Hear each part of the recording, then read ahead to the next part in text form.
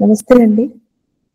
కొన్నిసార్లు ఏమవుతుందంటే లైఫ్‌లో ఒక పీస్ బై పీసు మన నుంచి మనం కొన్ని దూరం అయిపోతున్నట్టు అనిపిస్తుంది. అది కెరియర్ కానియండి, మన కాన్ఫిడెన్స్ గానియండి, మన కనెక్షన్ అంటే మనం అనుకునే వాళ్ళతో అది ఫ్రెండ్స్ గాని, ఇంట్లో వాళ్ళు గాని, హస్బెండ్ గాని, పిల్లలు గాని, మనవళ్ళు గాని, అమ్మ, నాన్న గాని, అత్తమామ గాని ఒక్కొక్కటి వాళ్ళేదో మన నుంచి దూరం అయిపోతున్న ఫీలింగ్. లేదు అది మాటల ద్వారా వాళ్ళు మనతో నెగెటివ్‌గా ఉండడం వల్లో, లేదా వాళ్ళు మనం అభిప్రాయాలు దూరం అయిపోయాయి అనుకోవడము. సడెన్‌గా ఎంతో ప్రేమించినట్టు ఉండేవాళ్ళం. అంత కట్టుగా ఉండేవాళ్ళం. ఒక్కొక్కరు మాటలతో పొడిచేస్తున్నారు. బయటికి పోతే పొడుస్తున్నారు. ఇంట్లో ఉన్నా పొడుస్తున్నారు. నన్నుగా చూడట్లేదు. నేను ఎంతసేపు ఎఫర్ట్ పుట్టప్ చేయాలి. ఫ్రెండ్స్‌తో మాట్లాడాలన్నా, హస్బెండ్‌తో మాట్లాడాలన్నా, పిల్లలతో మాట్లాడాలన్నా, ఎవరితోనైనా నేను ముందుగా పెట్టుకోవాలి గానీ, నన్నుగా నేను ఉన్నాను, ఎలా ఉన్నావు అని నన్నుగా ఇనిషియేట్ చేసి, ఉన్నావా? ఎలా ఉన్నావు? తిన్నావా? పడుకున్నావా? అని జెన్యూన్‌గా మాట్లాడేవాళ్ళే లేరే. ఒకప్పుడు నా జీవితం ఎంతో సర్క్యులర్‌గా ఎంతో మంది ఉండేవాళ్ళు ఫ్రెండ్స్.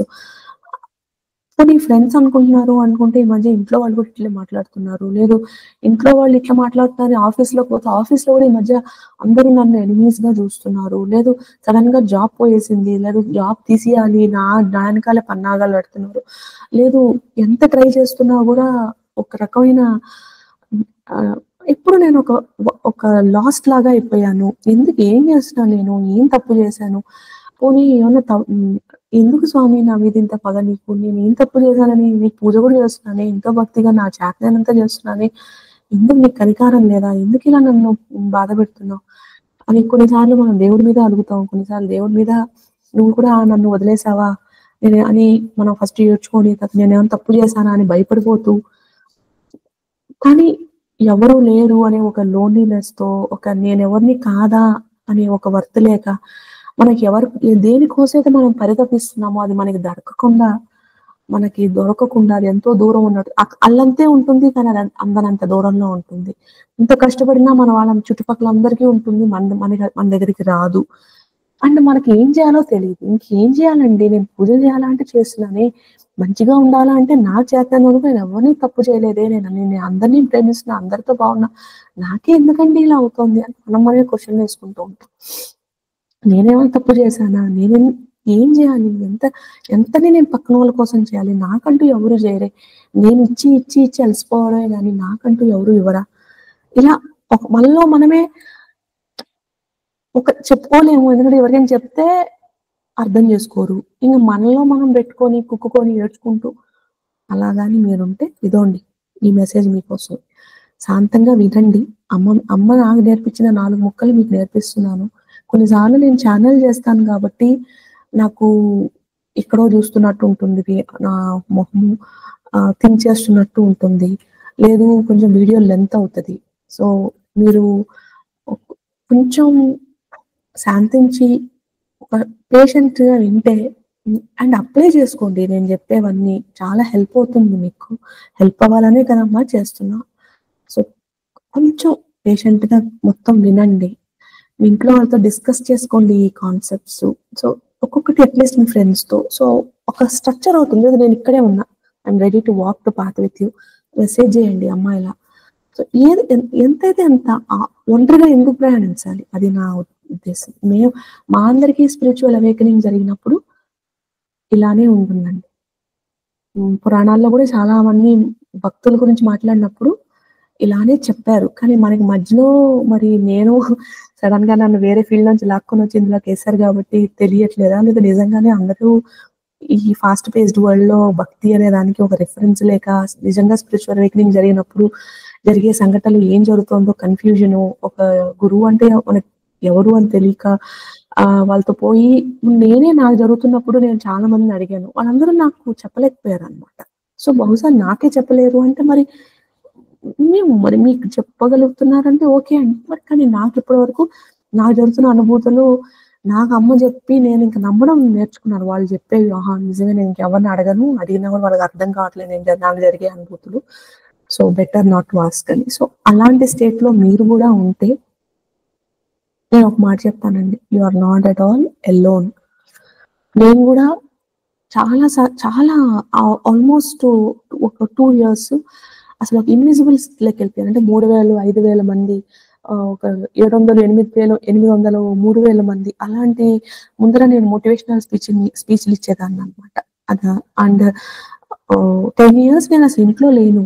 ఆల్మోస్ట్ ఆ స్లమ్స్ లోనో అక్కడ ఇక్కడ పీపుల్ తో వర్క్ చేసుకుంటూ అసలు పొద్దున ఎప్పుడు వచ్చిందో రాత్రి ఎప్పుడు పోయిందో అంత బిజీగా ఉండేదాన్ని. ఈ స్పిరిచువల్ అవేకనింగ్ అయిపోయినప్పుడు సడన్ గా నన్ను ఆ కంపెనీ ఆపిచ్చేశారు. ఆ ప్రాజెక్ట్స్ అన్ని ఆగిపోయినాయి. నా ఫ్రెండ్స్ అందరూ దూరం అయిపోయారు. నన్ను ఒక రిచ్ 3,000 మంది ఉండేదిలా కమ్యూనిటీలోంచి తీసుకొని వచ్చి ఒక 18 హౌసెస్ ఉండే ఒక కమ్యూనిటీలోకి వేసేసారు స్వామి, అమ్మవారు ఇద్దరు. అండ్ ఎక్కడ చూసినా సైలెన్స్, ఎంత సైలెన్స్ అన్నమాట. అండ్ ఏడ్చుకునేదాన్ని నేను కూడా, ఏంటిది నాకేం జరుగుతోంది? ముందర నేను 10 ఏళ్ల క్రితం కష్టపడిన ఎసెట్స్ ని బిల్డ్ చేసుకున్నాను, అంతా నాలో ఉన్నదంతా పెట్టాను. పోనీ అదేమన్నా బాగాలేదా అంటే వైస్ ఛాన్సలర్స్ నుంచి నేను రాసిన కరికులమ్స్, పిల్లలకి నేను రాసిన గ్రాటిట్యూడ్ జర్నల్స్ అందరూ అమ్మ ఇది పెట్టారంటే ప్రతి 5th గ్రేడ్ 6th గ్రేడ్ పిల్లల నుంచి 15-20 ఇయర్స్ పిల్లల వరకు ఇప్పుడు ఎడిక్షన్స్ కి, టీవీలకి, యూట్యూబ్లకి బానిసైపోతున్నారు. చదువుకుని పక్కన పెట్టి పిల్లలంటే పెద్దోళ్ళంటే గౌరవం లేకుండా, పిల్లలంటే మర్యాద లేకుండా ప్రవేశిస్తున్నారు. ఇవన్నీ చేశారంటే వాళ్ళకి అవన్నీ రీస్టార్ట్ అవుతాయని ఎంతో మంది పాజిటివ్ కమెంట్స్ ఇచ్చారు. పెళ్ళిళ్ళు కావట్లేదు అని చెప్పి, పెళ్ళిళ్ళు డైవర్స్ అయిపోతున్నాయి అని మీరు పెళ్లి చూపుల్లో కానీ, లేదు డేటింగ్ చేసేటప్పుడే కానీ, లేదు కోర్ట్షిప్ లో ఉన్నప్పుడు కానీ మేము ఒకరినొకరు అర్థం చేసుకోవడానికి అనేసి హ్యాపీలీ ఎవర్ ఆఫ్టర్ అని ఒక బుక్ రాశారు. అలా ప్రతిదీ ఎంతో బాగుంది బాగుంది బాగుంది అని, అంత బాగుంది అని చెప్పి సడన్ గా ఆపిచ్చేసారు అమ్మ. అవేవి మూకానికుండా. నాకు కూడా ఏం అర్థం కాలేదు, ఏం చేయాలో అర్థం కావట్లేదు, ఏం జరుగుతుందో అర్థం కావట్లేదు. ఫ్రెండ్స్ వెళ్ళిపోయారు, కంపెనీ పోయేసింది, నాకు ఉండే యాప్ అంతా ఆగిపోయింది. ఏంట్రా బాబు, కొన్ని యాప్ ఏమైనా బాగాలేదా అంటే ఆల్రెడీ 2 lakh 3 lakh మెంబర్కి వెళ్ళి వావ్ అని చెప్పి టాప్ 6 చార్ట్స్ లోకి ఇప్పుడు 2013లోనే వరల్డ్ లో టాప్ 7 యాప్స్ లాగా నేను తయారు చేసిన యాప్ వచ్చి ఇంత చేసి యూనిసెఫ్ అవార్డు వచ్చింది నాకే 2023కి, 22 అనుకుంటా. అలా అంతంత తెచ్చుకొని ఎన్ని అవార్డ్స్ అంటే అన్ని అవార్డ్స్ అన్ని పెట్టుకొని సడన్ గా ఆగిపోయింది. నాకు కూడా చెప్పాను కదండి, ఏదో ఒకటి టైప్ చేసేస్తారమ్మ. అప్పుడు నాకు అర్థం కాల. కానీ ఇప్పుడు ఈ 2 ఏళ్ల తర్వాత నాకు ఇప్పుడు ఉండే కొంచెం ఎనర్జీతో అర్థమవుతుంది అనమాట. సో నేను కూడా అడుగుదాన్ని, అమ్మాయి నేను నిజంగా నువ్వు నన్ను ఈ పీపుల్కి ఏదైనా హెల్ప్ చేయాలి అనుకుని ఉంటే ఎందుకమ్మా నా పనంతా ఆపిచ్చేసావు? ఇదే రకంగా ఈ వర్క్ అంతా కంప్లీట్ చేయించి నన్ను ఒక సక్సెస్ఫుల్ ప్లేస్ లో కూర్చోబెట్టి ఆ తర్వాత ఆ వచ్చిన డబ్బులతో నువ్వు అమ్మ పీపుల్ కి సేవ్ చేయి అంటే నేను చేసేదాన్ని కదా. ఎందుకు నన్ను ఆ పనంతా ఆపిచ్చేసావు? ఎందుకు ఇలా సాంద్రంగా లాక్కొచ్చావు? అలా చాలా సార్లు నేర్చుకునేదాన్ని. ఏంటమ్మా చెప్పుకోవడానికి ఫ్రెండ్స్ లేరు, మాట్లాడేదానికి పీపుల్ లేరు, ఎలా అమ్మా ఇలా నేను ఎలా బతకాలి? వర్తే లేకుండా అయిపోయింది ఇప్పుడు నాకు. ఎలా ఇంత లోన్లీగా ఎలా ఫీల్ అవ్వాలి? ఎలా నా హస్బెండ్ ఎప్పుడో మార్నింగ్ పోతే రాత్రి వస్తారు, అలసిపోయి వస్తారు, వాళ్ళతో ఏం మాట్లాడతాను? ఇంట్లో ఒక్కదాన్ని ఎలా చేయాలి? ఏం చేయాలి? 10 years కష్టపడ్డాను ఒక దాని మీద. ఇంత మంచిగా అన్నారు అందరూ, మరి ఎందుకమ్మా పోలేదు? ఎందుకు ముందుకు పోవట్లేదు? అంత అప్పులు మిగిలిపోయాయమ్మా. ఈ ఇన్వెస్టర్స్ వాళ్ళందరూ మాట్లాడితే నేను ఎలా భరించాలి? ఇలా నేను నా ఓన్ లైఫ్ లో ఫేస్ అయ్యానండి. ఆ అయిన అనుభవంతో మళ్ళీ మీకు చెప్తాను. ఇప్పుడు అర్థమవుతోంది నాకు ఆ ఒక కండిషన్ ఏంటి అనేసి. సో అందుకని మీకు చెప్పడానికి ట్రై చేస్తున్నాను. అండ్ మనం కూడా అడుక్కుంటుంటాం, అమ్మ నిజంగా నువ్వు ఉన్నావా? నిజంగా నేను చేసే భక్తికి ఏమైనా లోపం ఉందా? నేను ఏమైనా తప్పులు చేస్తున్నాను, అందుకే నన్ను శిక్షిస్తున్నావా? అందుకే నన్ను ఇలా చేస్తున్నావా? నేనేం పాపం చేశాను? ఎందుకు ఇలా నన్ను ఇంకా ఇంకా చేయించినట్టు ఒక ఎండ్ గోల్ ఇచ్చేసేయి. ఒక 2 నెలలు 3 నెలలు ఒకే దుర్గా సప్తశతి లాంటి సాధన ఒక 22 సార్లు చేయి, 40 సార్లు చేయి, 50 సార్లు చేయి, నీకు సొల్యూషన్ దొరుకుతుంది. ఎవరి ద్వారానో చెప్పించు, లేదు ఇంకేదో చెయ్యాలన్నట్టు ఏదో ఒక నమ్మకమైన సోర్స్ ద్వారా చెప్పించు. ఇలా ఏది ఆన్సర్ తెలియక నాకంటూ ఒక గురువుని ఇవ్వకుండా ఈ స్పిరిచువల్ స్పేసెస్ లో నాకేం అర్థమవుతుంది, నువ్వు చెప్పేదే నేను అర్థం చేసుకొని దాన్నే నమ్మాలి అని మొదట్లో మనకి అంత అనిపించదు కదండి. సో మనకు వచ్చే నోయింగ్నెస్ నే మనం నమ్మాలి అంటే మనకి చాలా స్ట్రెంత్ కావాలి. అలా ఏంటమ్మా ఈ లూప్స్‌లో పెట్టేసావే నన్ను. అలా మనం కూడా సర్కిల్‌లో అంటే నేనెందుకు చెప్తున్నాను అంటే, ఇప్పుడు ఐ బీన్ దేర్.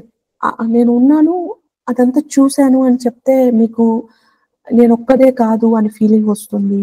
ఒకవేళ మీరు ఈ వీడియో ఆబ్వియస్‌లీ క్లిక్ చేశారు అంటే, బహుశా ఆ టైటిల్ మీరు ఫేస్ అవుతున్నట్టే కదా! సో, అలా ఒక రిలేటివ్‌నెస్ కోసం చెప్తున్నానండి. ఏదేదో నా సొంత డబ్బా కోసం కాదు. అయితే ఒకటి చెప్తానండి. Spiritual awakening is not easy. And అమ్మ మనల్ని ఏం చేస్తారు అంటే, మన ఓల్డ్ సెల్ఫ్ మనం నేనిది అనుకుంటాం. అంటే Teju she is an CEO, she is an entrepreneur, um, she has created these curriculums, she has done these apps, she is this, she is a winner, she is this. She's innovative. ఏదో నాకుండే నా fixed నోషన్స్‌తో నేను నా work గురించే చెప్తున్నానండి. Just for ఎందుకంటే అది నా డిస్మాంటిల్ అయింది కాబట్టి. అలా మీరు ఒక ఏరియా చూసుకోండి. ఎక్కడ మీరు స్ట్రగల్ అయితున్నారు అనేసేసి. దానంతటిని అది నేను ఇది అని నేను అనుకున్నా. బట్ అలా కాడానికి బిహైండ్ బహుశా అంటే ఇప్పుడు మనం సీడ్ అనుకుంటాం. ఆ సీడ్ వేస్తాం. సీడ్ సాయిల్ గాని మెత్తగా ఉందనుకోండి, అది సీడ్‌కి పట్టుకొని చెట్టు అవుతుందా? సో మనం ఎట్టో ఒకలాగా కష్టపడి అది చెట్టులా చేసుకున్నాం. కానీ ఆ సాయిల్‌లో సారం లేదు. సో మనం మన ట్రీని మనం అనుకుంటాము చాలా హార్డ్ వర్క్‌తో నేను చాలా కష్టపడి ఇక్కడికొచ్చాను అని. కానీ అది దైవ బాటలో ఉంటే కష్టం అవసరం లేదన్నమాట. ఎందుకని అంటే వాళ్ళు మనకి గైడ్ చేస్తారు. అప్పుడు ఈజ్ అండ్ గ్రేస్ అవుతది లైఫ్. అలా కాకుండా నేనేదో చాలా కష్టపడుతున్నాను అంటే అది సీడ్‌లో, విత్తులో గాని స్ట్రెంత్ లేదు, సాయిల్‌లో స్ట్రెంత్ లేదు, లేసిన వాటరు, పెస్టిసైడ్ లేదు, న్యూట్రియంట్స్ ఏదో తక్కువ. కానీ అది మనకు తెలీదు. ఏది తక్కువ? ఎందుకిలా ఉన్నా? కానీ మనకేం ఫీలింగ్ అంటే నేను చాలా కష్టపడుతూ, చాలా ఒకటి పేర్చుకుంటూ, ఇటుక ఒక ఇల్లు చేసుకున్నా, లేదా ఇంత డబ్బు చేసుకున్నా, లేదా ఇంత జాబ్ చేసుకున్నా, ఇంత నా ఫ్యామిలీని చూసుకున్నా, ఎంతో మాటలు పడి, కష్టపడి ఇలా పైకొచ్చా. ఎంత నన్ను అవమానించినా నేను ఆ రిలేషన్ కోసమని ఇంత నేను చేశా. లేదు నా పిల్లని నేను చూసుకోవాలని ఎన్నో మాటలు అనుభవిస్తున్నాను. లేదు నేను జాబ్ పోయింది అంటే నాకు నా ఫ్యామిలీకి ఆధారం ఉండదు అని ఎంతో కష్టపడి నేను ఆఫీస్‌లో ఎంతో పెడుతున్నా. ఎంతమంది ఎనిమీస్ ఉన్నా, ఎంత బాస్ దరిద్రుడైనా నేను అంతే ఓర్చుకుంటూ, అమ్మని వేడుకుంటూ నాకుండే టైంలో నేను చేస్తున్నాను. ఇలా చాలా సార్లు లేదు కొన్నిసార్లు అంతా బావుంది నా జీవితం. కానీ ఒక దగ్గర నాకు చాలా డిస్సాటిస్ఫాక్షన్ అమ్మా! నా పిల్లలు నా మాట ఇనరు. లేదు నా హస్బెండ్ నన్ను గురించి పట్టించుకోరు. లేదా ఇన్ఫిడిలిటీలో ఉంటారు. ఎప్పుడు వేరే వాళ్ళ గురించి ఆలోచిస్తుంటారు. లేదా అత్తమామలతో నాకిదొక కన్సర్న్. ఇలా మనలో ఏదో ఒక పెయిన్ మనల్ని పిండేస్తూ ఉంటుందన్నమాట. అయితే దానంతటికి ఒక ఆన్సర్ అన్నమాట. అమ్మ ఏం చేస్తారు అంటే ఆవిడ మనం కష్టపడి ఒక చెట్టుని చేసుకుంటుంటే, ఆ చెట్టుకి ఆవిడ మళ్ళీ ఎరువేయరు. ఆవిడ ఫస్టు ఆ చెట్టు మూలాల నుంచి క్లీన్ చేస్తారనమాట. ఆవిడ ఓహో! ఇక్కడేదో కొంచెం ఈ న్యూట్రిషన్ ఏస్తే ఇది కొంచెం బెటర్ అవుతుంది. అలా చేయరనమాట. ఆవిడేం చేస్తారు అంటే, మొత్తం తీసేసి మనం అనుకునే అంటే ఆ ఓల్డ్ సెల్ఫ్ మనము అనుకునే old self which is all built on Sam. అంటే ట్రూత్ మీద కాదు, ధర్మం మీద కాదు. ఈ యొక్క ఎక్స్‌పీరియన్సెస్ వల్ల, మన ఓన్ బిలీఫ్స్ వల్ల, మన ఓన్ నడవడిక వల్ల మనం ఏదైతే ఇది నేను నా సెల్ఫ్ వర్త్ మీరెవరండి అంటే నేను ఇది అని చెప్తాం. కానీ వాటిలో చాలా వరకు అది is not backed on truth అన్నమాట. అండ్ ట్రూత్ అంటే మీరు నిజం చెప్పట్లేదని కాదు. It's not based on the divine reality of who my soul is. అప్పుడు అమ్మ ఏం చేస్తారంటే మొత్తం పగలగొట్టేస్తారనమాట. అంటే మొత్తం మన దగ్గర ఉండే మనం ఏదైతే ఇది నేను అని క్లింగ్ చేసుకుంటున్నామో దాన్నంతటిని ఒక ప్రళయంలాగా వచ్చి అదంతటిని తీసుకెళ్ళిపోతుందన్నమాట మన దగ్గర నుంచి. ఏదైతే మనం ఉప్పెనంట ప్రళయం కాదంట ఉప్పెన. సో ఉప్పెనలాగా వచ్చి నీళ్ళతో ఇలా చెప్పా కదండీ నేను ఛానెల్ చేస్తూ ఉంటానన్నమాట. మధ్యలో నాకు ఈ తెలుగు ఇంత మాట్లాడడం కష్టం అన్నమాట. సో అందుకని ఇట్లా అక్కడెక్కడో చూడడము, ఇక్కడో చూడడం, అక్కడో చూడడం ఎందుకు ఇలా అన్నీ చేస్తుంటానంటే, నాకు వాళ్ళు చెప్తూ ఉంటారు చెవులో ఇలా మాట్లాడాలి అనేసి. అదేంటి అంటే ఒక్కసారి ఆహ్, మనకి గాని స్పిరిచువల్లీ అవేకెనింగ్ స్టార్ట్ అయింది అంటే, మనము చిన్నప్పటి నుంచి మన ఎక్స్‌పీరియన్సెస్ ద్వారాను, మనకుండే నాలెడ్జ్, విస్డమ్ వల్లను దిస్ ఈజ్ మీ అనుకుంటాం. ఈ బాక్స్‌లో మనం ఇది నేను, ఇదంతా నేను కాదు అలా అనుకుంటాం. అవి చాలా వరకు కరెక్ట్ గూడా కాకపోవచ్చనమాట. దానికని అమ్మ ఏం చేస్తారు అంటే, మనము ఇది నేను, తేజు అంటే ఈవిడ అని నేను ఏమి డిఫైన్ చేసుకుంటానో, వాటన్నిటిని ఒక్కసారి నా దగ్గర తీసేసుకుంటా. ఎందుకని అంటే, ఇప్పుడు ఫర్ ఎగ్జాంపుల్ ఒక క్యాన్వాస్ ఉంది. ఆ క్యాన్వాస్ అంటే ఏంటి మనం బొమ్మలు గీస్తాం. ఆల్రెడీ ఒక బొమ్మ ఆల్రెడీ గీసుందనుకోండి. దాని మీద మనం ఇంకా మంచి బొమ్మ గీయొచ్చా? ఎంత మంచి ఆర్టిస్ట్ అయినా మీరు. చేయలేం కదండీ! సో, మనం అనుకుంటాం ఈ బొమ్మ నేను అని. కానీ అమ్మ దృష్టిలో అది మనం కాదు. మనం ఇంకా గొప్పమైన బొమ్మ అన్నమాట. అంటే ఇంకా అందంగా చిత్రించుకోవచ్చు అనుకునే ఒక బొమ్మ బహుశా. అందుకని ఏం చేస్తారమ్మ అంటే ఫస్ట్ మనం ఏమనుకుంటామో నేను ఇది అనుకుంటాము. నేను నా దగ్గర ఇది ఉంది అని నేను ప్రైడ్ ఫీల్ అవుతూ ఉంటాను. అది ఫ్రెండ్స్ కానీ, హస్బెండ్ గానీ, లేకుంటే లవ్ కానీ, లేదా జాబ్ కానీ, లేదా వస్తువులు కానీ, నేను నా కోసం నా అటాచ్‌మెంట్ నా పిల్లల మీద నాకు చాలా అటాచ్‌మెంట్.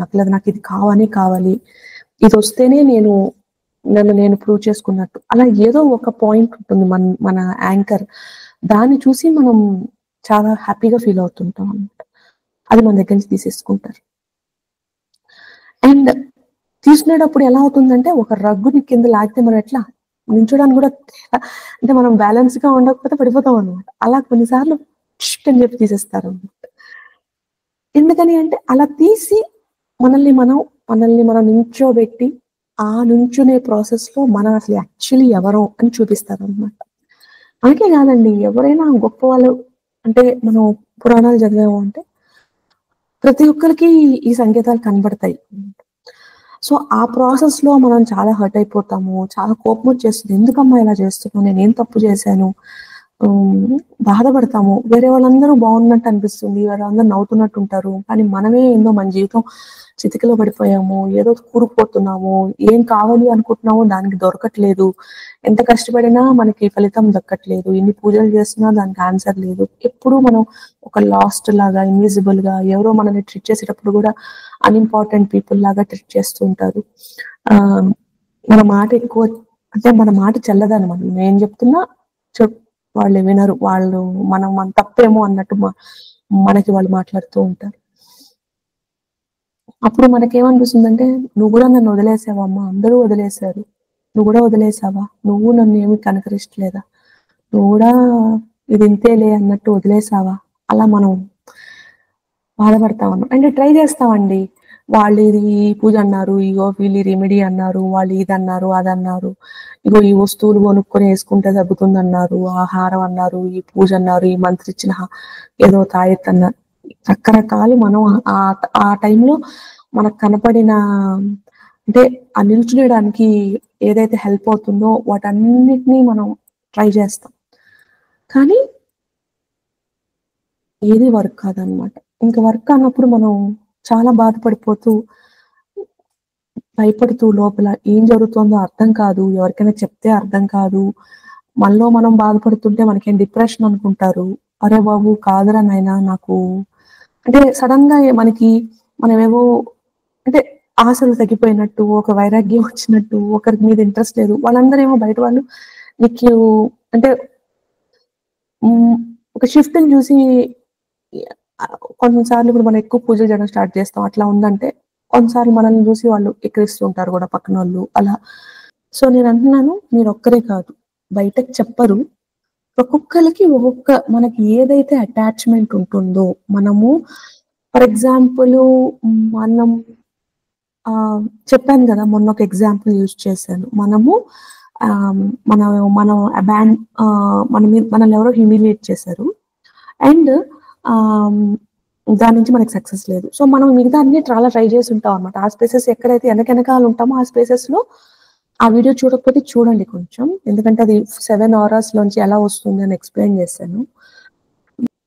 సో, నేనేం చెప్తున్నాను అంటే, ఆ టైంలో మీకు నేనెక్కడికి పోతున్నాను, నాకేం తెలియట్లేదు. అలా నాకసల ఆ లైటే తెలియట్లేదు. ఎటు పోతున్నానో తెలీదు, ఏం చేస్తున్నానో తెలీదు, ఎప్పుడు అంతమవుతుందో తెలీదు. కానీ ఈ స్టేట్ నాకు నచ్చటం లేదు. చాలా అన్‌కంఫర్టబుల్‌గా ఉంది. ఎప్పుడు నేను నా లైఫ్ సరిగ్గా మళ్ళా ఇంతకు ముందులాగా అయిపోతుంది. అట్‌లీస్ట్ అప్పుడు నేను కొట్లాడేదాన్ని, లేదు బ్యాక్ ఆన్సర్స్ చెప్పేదాన్ని. ఎవరైనా నన్ను గాని ఏదైనా అంటే, ఇప్పుడు అలా చేయడానికి ఇంట్రెస్ట్ రావట్లేదు. లేదు ఆహ్, ఇక్కడ ఇంట్లో ఎవరైనా నన్ను అవమానిస్తే నేను వర్క్ చేసుకునేదాన్ని. ఆ వర్క్ నుంచి నాకిప్పుడు ఆపర్చునిటీ లేదు. జాబ్ లేకుండా అయిపోయింది. సో, వీళ్ళు చెప్పే మాటలు వినాలి. లేదు పోనీ ఏదో విండో షాపింగో ఆ పనో ఏదో చేసుకుంటూ ఉందాము అనుకుంటే, ఇప్పుడు పైసలు లేకుండా చేసేసారు.